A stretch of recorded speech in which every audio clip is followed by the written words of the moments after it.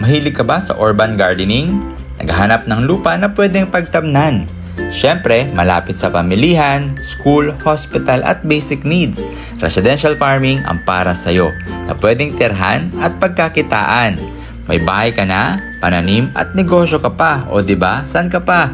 Welcome to Cabana Enclave, located dito sa Sapang Maragul, Tarlac City, na kung saan higit pa sa tahanan ang pwede mong maranasan, malapit din ito sa kalikasan. Meron itong sukat na 200 square meter to 300 square meter, farm residential o commercial resident ang pwede mong pagpilian. 6,500 per square meter lang ito, pwede pang installment. Gusto mo bang malaman? Panoorin mo ang video na to.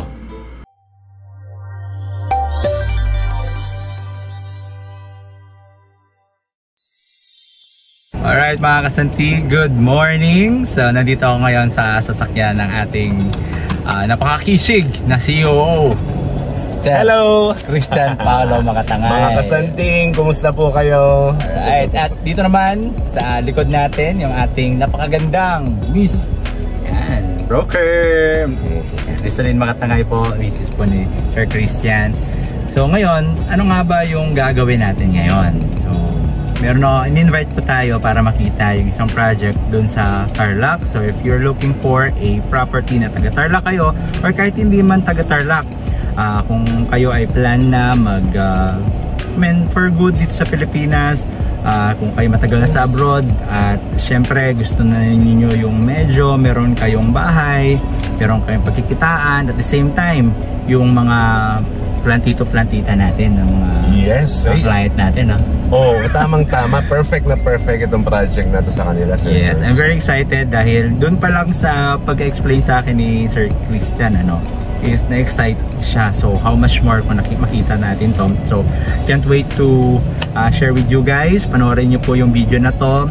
At don't forget to like and subscribe. Siyempre na rin, like and subscribe nyo na rin yung channel po ni Sir Christian, Project Tour. So at syempre kung gusto nyo ma-update, click nyo na rin yung mga notification bell dyan.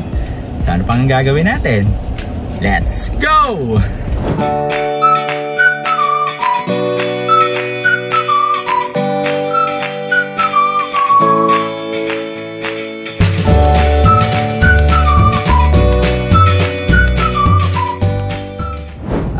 Sir Christian, ano ba sa palagay mo yung mga target or yung mga para sa kanila itong masasabi mong property na pupuntahan natin?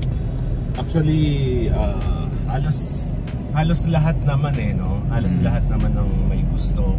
Kumbaga parang tayo, even ako, siguro even ikaw, kumbaga parang yung hinahanap natin once na nag-retired na tayo, siyempre darating din yung time na hindi na natin kayang magtrabaho, hindi na kaya ng katawan natin kahit gaano pa ka-convince na mag-work yung puso natin, pero yung body natin siyempre deteriorate din yan.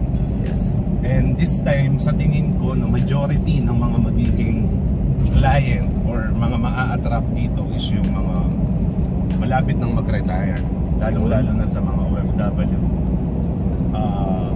Halos lahat naman gusto farm, di ba? Retirement, at least makabili ka ng 1 hectare. Right.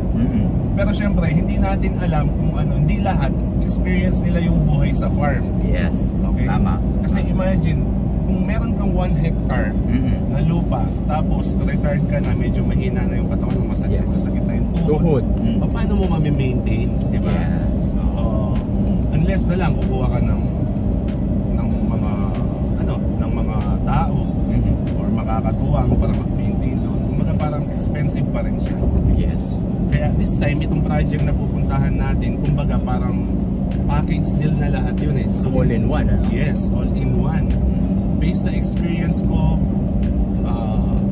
yung usual na nakikita ko sa mga subdivision project is yung residential, at the same time commercialize yung area niya.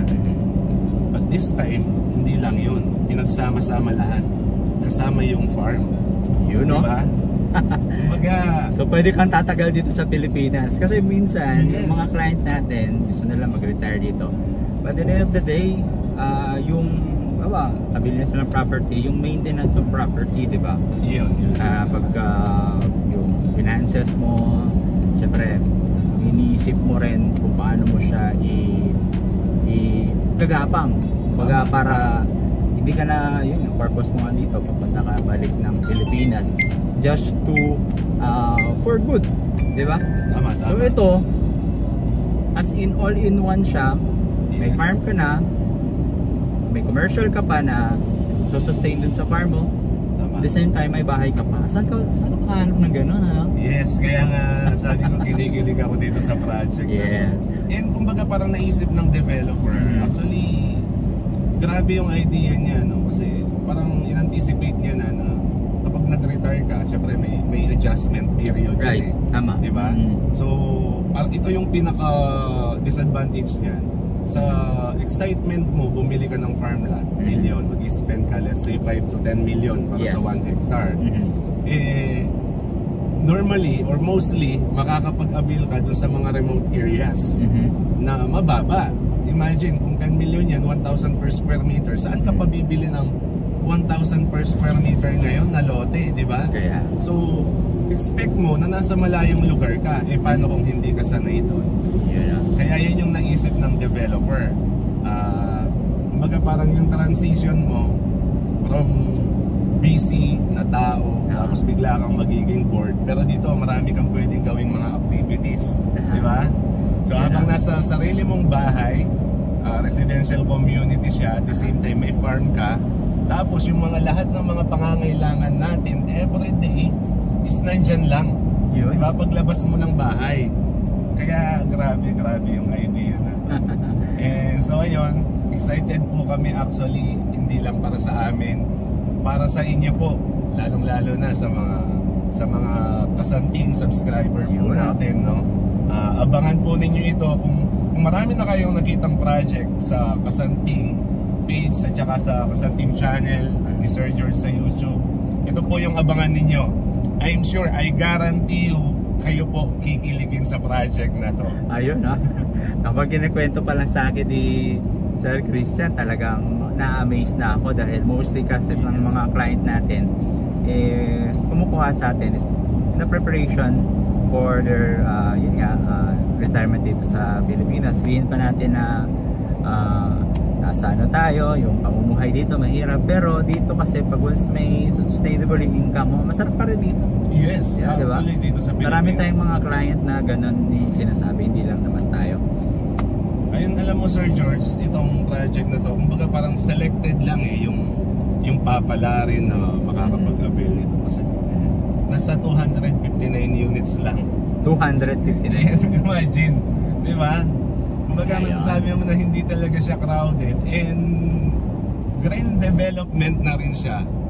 Kumbaga, dahil nga siyempre farm, more on spread mo na yung ambience, environment, karamihan mga puno. Yes.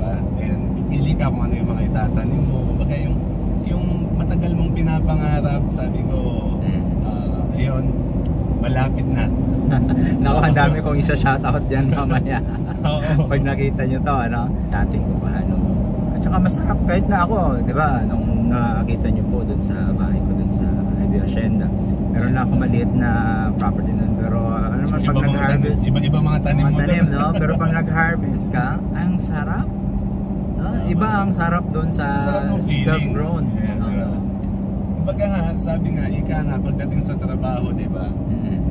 Sabi nga, kung gusto mong maging successful, gusto mong umani, kailangan magtanim ka ng magtanim. Iyon na. Tanim ka ng knowledge, experience. Pero yung literal na mag-harvest ka kapag ikaw nagtanim ka, imagine naalagaan mo yung halaman, dilig-diligan mo everyday, diba? Every now and then.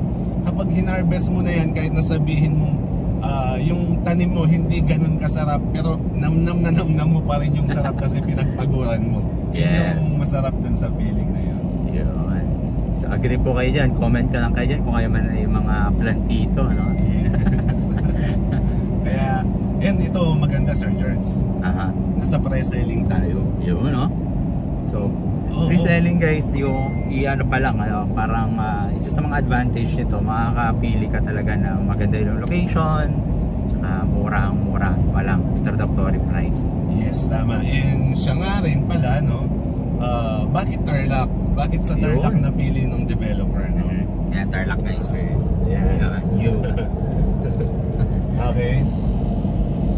Diyan lang naman kasi yung the New Clark City. Baka yung iba nako-confuse sila, sir, sa kaya New sa Clark. Pampanga. Oh, New Clark. Ayan, di ba? Yan. Okay. Tama-tama ang pagbanggit mo, sir. No? Oo nga eh. Geographically located po si the New Clark City sa may Tarlac area. Yes. Hindi po sa Pampanga. So meron lang po tayong access dito sa Pampanga, dito sa may SETEX. Actually very accessible siya. Even dun sa project natin, yan, accessible din po siya. And kung siguro you are wondering kung sinong developer, maybe hindi pa po ninyo siya kakilala, and even kami, pero marami na pong mga project. So marami na po siyang a successful project like this sa may South area. And abangan po ninyo yan, ibibisit po natin yung mga completed project. Yun, para yung magkaroon po kayo ng idea, kaya abangan po ninyo. Yun yung maganda, at least meron na silang track record. Ano? Yes. Isa yan sa mga i-consider mo eh. So kung meron na ba yung na-develop, tapos syempre kung yung na-develop nila is well maintained, nandun pa rin. So isa yan sa mga base or basihan. Yan. Napaka-smooth ng biyahe dito sa may SETEX. Okay, so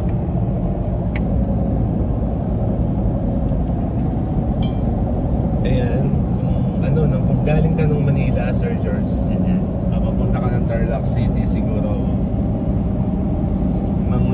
papunta dun sa project, siguro mga 2 hours. 2 hours? Yes, from Metro Manila. So, diretso lang. Okay. Ito yung Concepcion. Kasi sa panahon ngayon, kapag uuwi ako ng Batangas, nakukuha ko ng 2 hours mula Pampanga. Oo, kasi medyo may mga na tayo, bypass road. Yes, mga expressways natin. Expressways. Lalo na dito ngayon. Right. And maganda pa yung elevation ng project natin. Yun yung nagustuhan ko to. Inactual ko talaga Yes, malapit pa sila sa Tarlac City. Gaano ka-busy din yung area na yun. Parang ano masasabi, paano ba i-explain yun? Parang yung ambience niya is may enjoy mo yung barrio within an urban area, di ba? Diba? Grabe. And maraming mga, syempre dahil di natin maiwasan, no? Dahil kakaedad tayo, sabihin man natin na malakas yung pangangatawan natin ngayon, nagkakaedad na dyan na lumalabas. So, ayaw ko naman pag-usapan syempre yung mga ganyan, pero in reality yan talaga yung mangyayari Pero ang good news syempre, kung sakaling may mga nararamdaman tayo sa ating katawan, ang daming mga hospital, private hospital na malapit dun sa area. Ipili na lang sila. Malapit nga siya sa Tarlac City. Tarlac City mismo. Actually, Tarlac City siya. Okay. Oo, Tarlac City. Mahal siya na Tarlac City. Malaki guys yung Tarlac City. Along Romulo Highway, yung mga bumibiyahe po papuntang Pangasinan, sa yung mga nagbi-visit sa mga tourist spot dyan sa area, madadaanan po ninyo ito. Before po siya ng Santa Ignacia. And nandun na rin sa SMDC. Apex Homes, nandun na rin. So marami ng mga project dyan. So halos mga national developer nandun. Ayos. Ayan, sa ngayon nandito tayo sa may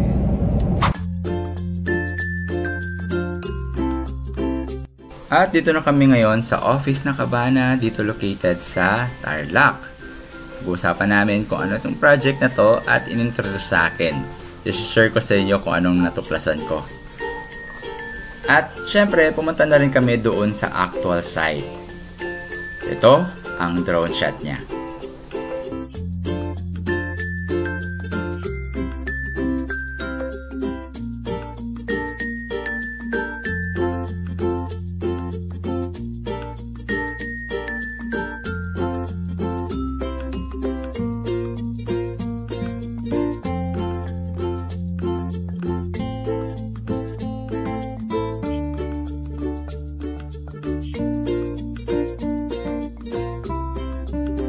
pag-uusapan po natin dito kung ano ba talaga yung purpose or ano yung pinaka-uniqueness nitong ating developer, no? Ano yung mga project niya na existing na.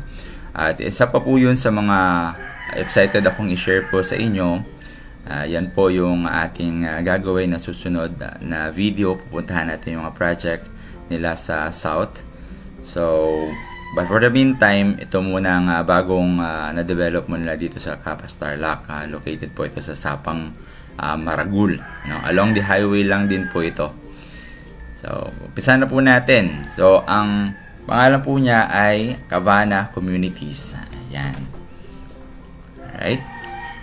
So, si Cabana po, naka-center po siya sa smart, sustainable, and resilient. Yan po yung pinaka concept or core value niya, ano. So yan din po yung diniscuss sa atin doon. Ito, humingi lang ako ng kanilang tools para ma-share ko po sa inyo. So ang mission nila is to enhance residents' life through smart, sustainable, resilient development project. So more on environment. Parang ginagawa nila, guys, is kapag nagtayo sila ng project sa isang lugar, kung anong meron doon, in-enhance nila. No? May mga projects sila malapit sa dagat. So, ginagawa nila, ang concept nila, yung team nila, doon sa design ng kanilang development or set development is accordance doon sa location or geographical kung anong meron doon, no, na-enhance nila. At mamaya po, napaka-unique po ng ginawa nilang community, as in community po talaga siya na nagtutulungan. So mamaya ko na po i-discuss. So ang vision nila is syempre karoon ng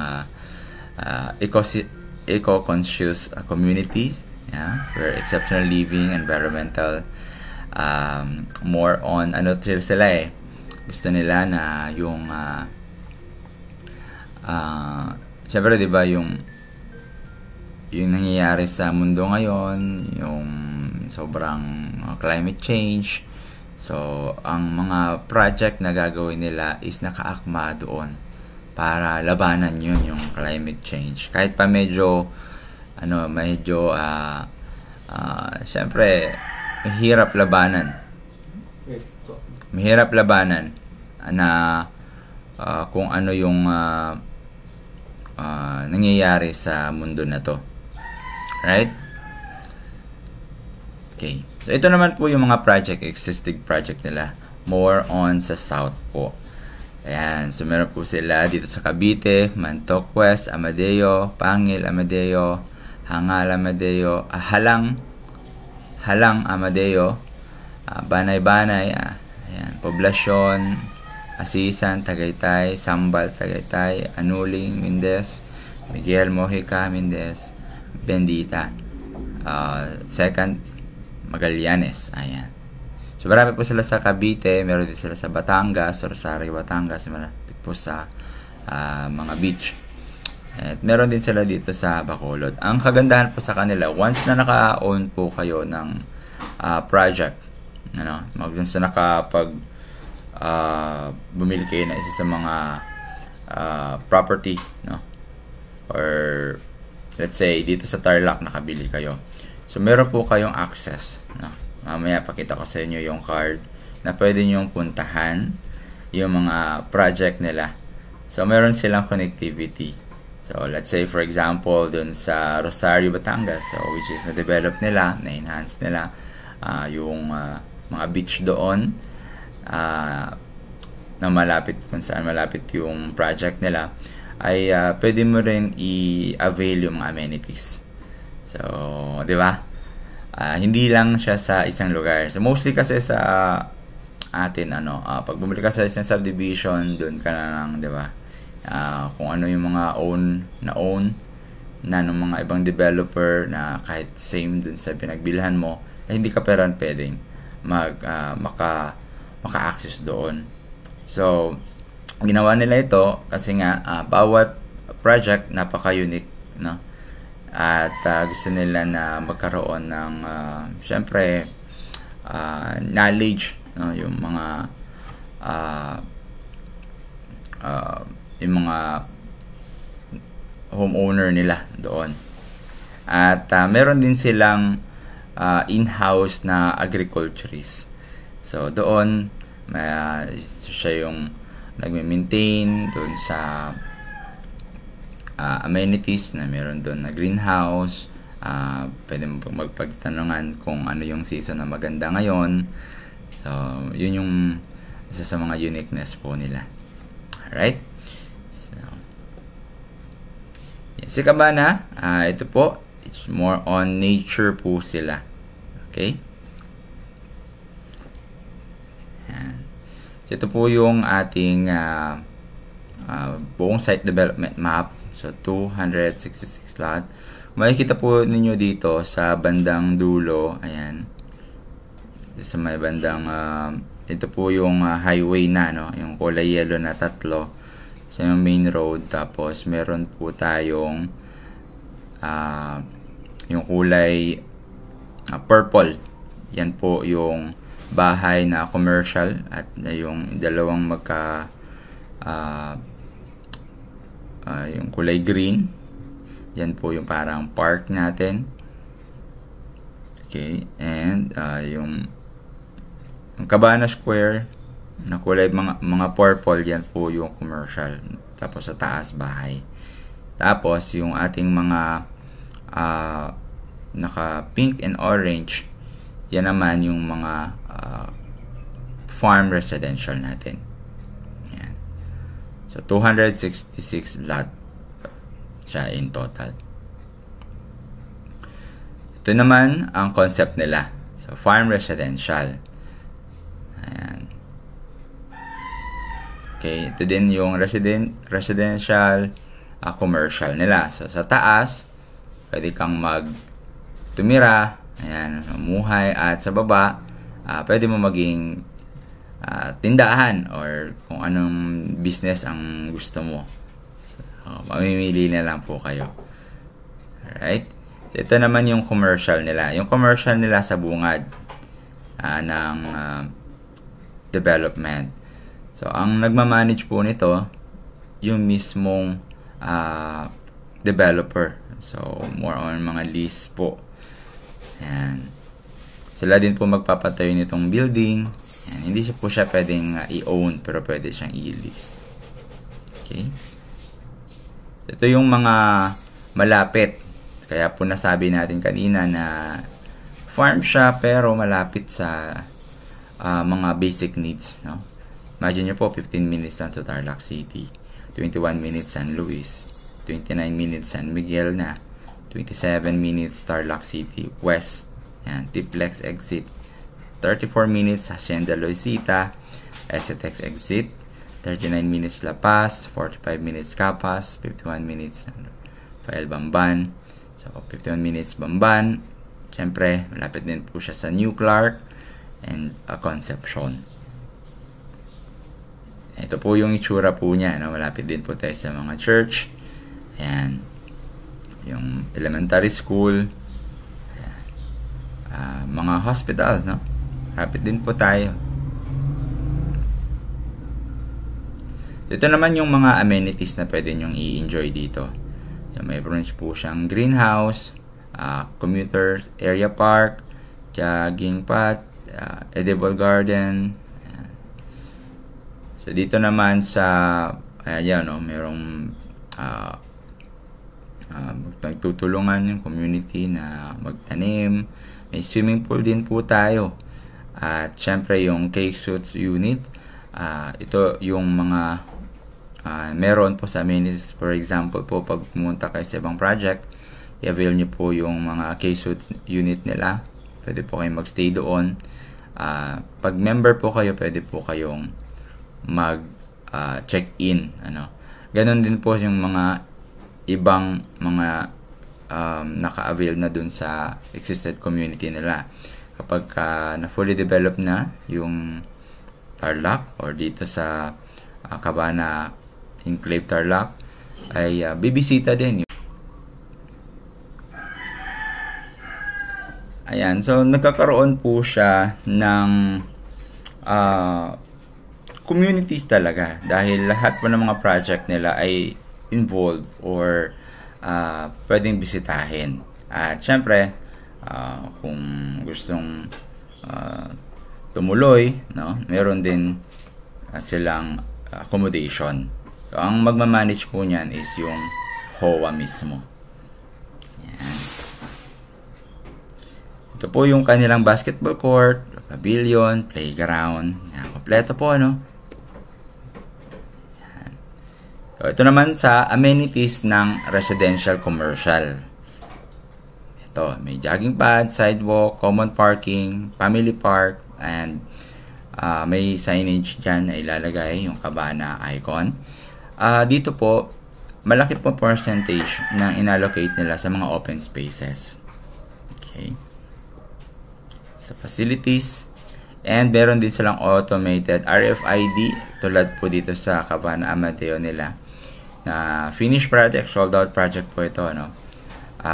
Card mismo. Ito po yung, yan po mismo yung card. So, smart po ito. So, kahit po na siyempre, kung mag-visit kayo sa ibang mga project nila, kapag may card kayo, nakaka-access po tayo.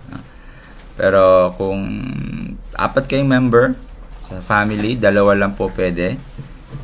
Pero kung halimbawa gusto naman additional, so yan, magre-request lang po tayo. Okay? Siguro dito, ang inaano po nila, ang kino-consider po nila yung immediate family ng pinaka-owner. So, nagkakaroon ka ng exclusivity member card. So, bawat project nila ay mayroong material recovery facility. So, yung recycling ay pinapa-implement nila doon mismo sa community, or yung waste management. Yan. Yung utilities nila, of course, accessible yan, ready yan. Wala ka nang isipin, no? I-tap mo na lang. Okay? Accessible siya, syempre, sa internet. Alright? Yan. So, yung mga solar, yung mga light natin is solar. Yung gamit. Yan, napaka-eco-friendly, di ba? So, syempre, dito na tayo sa computation. Magkano nga ba ito? Napapakita ko po sa inyo. Disclaimer lang, guys, no? Kapag nakita nyo po yung video na maaaring 2 months na, 3 months na, 6 months na, baka hindi na po ito yung price. So, mag-contact lang po kayo sa akin. Mag-comment kayo sa baba. Message nyo ako sa Viber or WhatsApp para malaman nyo kung ano, magkano yung presyo. Ang ibibigay ko po sa inyo yung presyo is introductory price. Ngayon, ang per year na increase nila, no, usually nasa 15% yan. So, baka hindi na ito yung price, ang presyo na kung napanood nyo po yung video na to. So, tawagan nyo lang po ako para makakuha ng computation. So, kung ikaw ay nakapanood nitong video na to, bagong-bago, so, ito po, introductory price. Yan. So, no down payment po sila. Wala silang down payment. Easy monthly terms ang pinoprovide po nila. Ito po yan. So, option number 1. Sa bawat 200 square meter, magkakaiba din po yan, ano? Pero ito lang po yung mga regular cut. So, per square meter natin ay 6,500.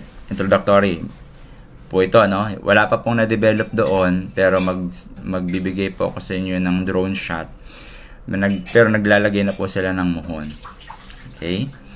So, yun yung kagandahan po dito, na makuha nyo siya na pinakamura. At, syempre, makakapili po kayo ng kung anong gusto niyo. Gusto niyo corner o gusto niyo medyo exclusive. Nasa sa inyo po yan. So, ang total price po niya is sa 1,300,000 kung ang basehan po natin is 200 square meter. Less discount pa po yan, ano? 40,000. Less reservation. So, yung discount natin, yun na yung parang reservation natin, ano? 30,000. And after 7 days, mag-start na po tayo ng amortization. So, nasa 34,167. Yung title cost po is nasa 123,000. May mga iba po na in-incorporate na po nila doon sa 36 month para hindi po mabigat. Alright? Ngayon, kailan pwedeng taniman? Okay? So, pag nakakalahati na po kayo na payad, ayan. So, allow din po nila na maglagay po ng kubo doon as your, syempre, pag nandun kayo, accommodation, di ba? So, allowed po nila yon. So, pinopromote din po nila yon. Pag nasa ibang bansa ka naman, or malayo ka dun sa project, pwede po siyang pagtaniman, no? So, meron po silang mga, ni-involve po kasi nila yung community. Yung mismong, mga farmer, so, pwede pong pagtamnan doon. And, syempre, kung ano mga nakikitain, may percentage po sila kung sa harvesting po, no? At wag po kayo mag-aalala dahil mayroon po silang hindi kayo mahirapan ibenta yung product nyo. Kahit kayo man lang, no, consume nyo na. Pero kung halimbawa, kung medyo marami-rami na, syempre, yung developer mismo ay pwede nilang bilhin yun or in-encourage nila na sila yung makabili ng product at yun yung i-showcase nila doon sa mga commercial natin. Alright? So, ganun po yung natin kakaiba itong community. So, pinopromote nila aqua farming, aquaponics, pinopromote nila yung vertical. So, I'm very excited guys. So, panoorin nyo po yung next video ko. Panoorin natin yung mga existing company na nakapag-produce na rin. So, kahit nandyan po kayo, makabisita kayo ng siguro mga 1 week lang, makikita nyo yung ninyo na may tanim, di ba? Tapos, pwede kayo magluto doon, di ba? So, napaka ganda. So, hindi na idle yung lupa. Mostly kasi, di ba, mapapansin mo pag isang subdivision, bili, naka-idle lang yung lupa. Ito, talagang nagkakaroon siya ng buhay, no? So, ini-involve nila yung mga farmer doon sa mismong subdivision. So, kumikita lahat, di ba? Kumikita ka na dun sa property, kumikita ka dun sa pananim, kumikita din yung mga farmer na kung saan sila magtatanim doon sa lupa mo. So, ganun siya, no? Okay. Alright. So, option 3, ito, iba-iba lang yung mga presyo nito, depende kung morning sun, afternoon, pero konti lang naman yung difference, no? So, option 3 tayo. Ito yung kapag mayroong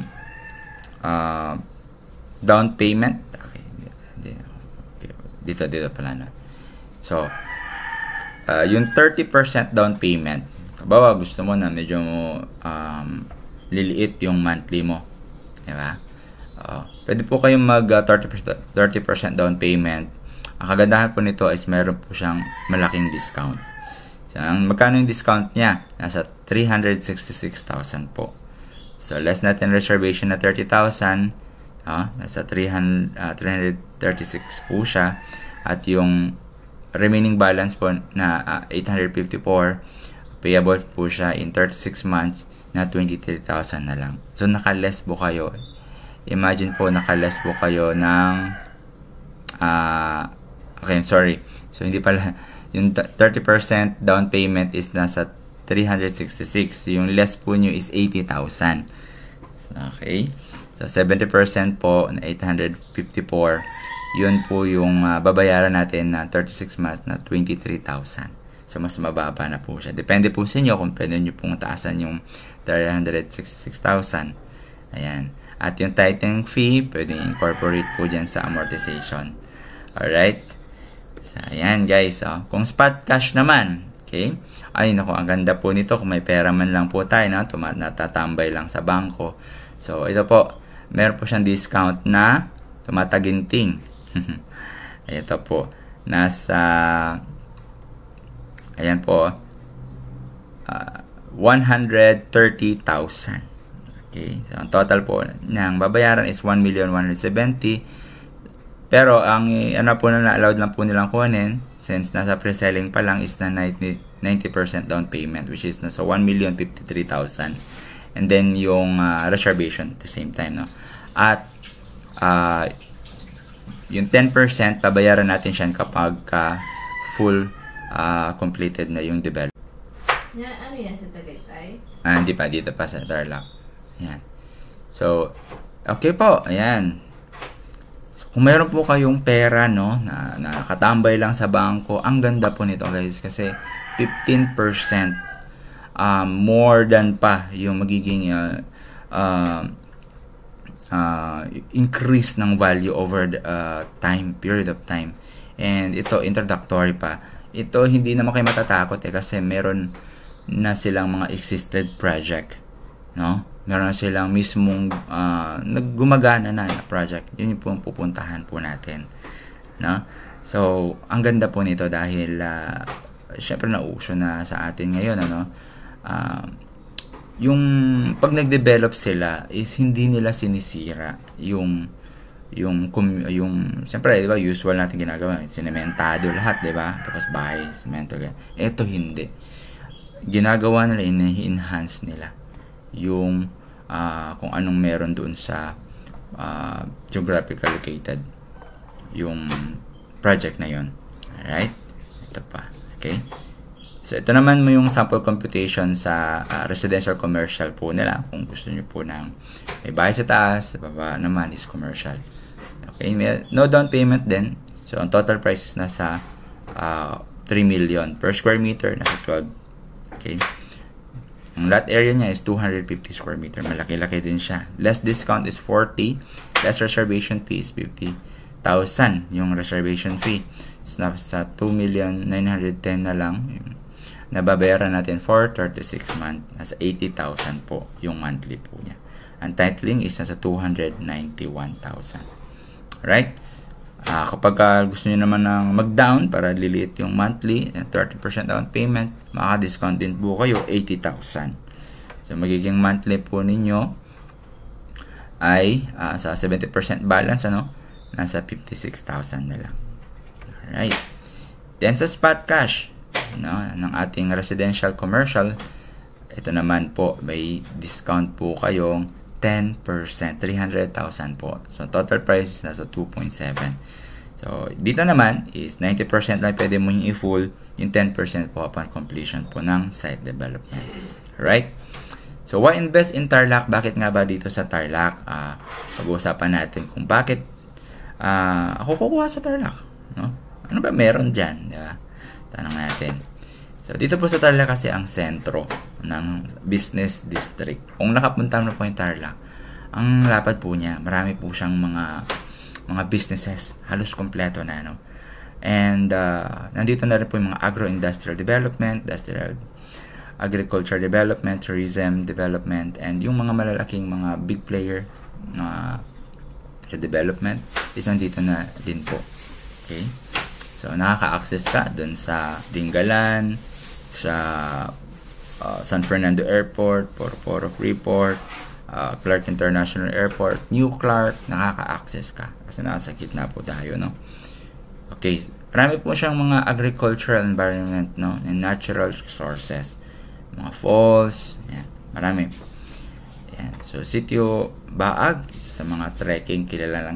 Pinatubo Trail, kilala po yan. Monastery de Tarlac, Parish Church at Capas National Park, Museum.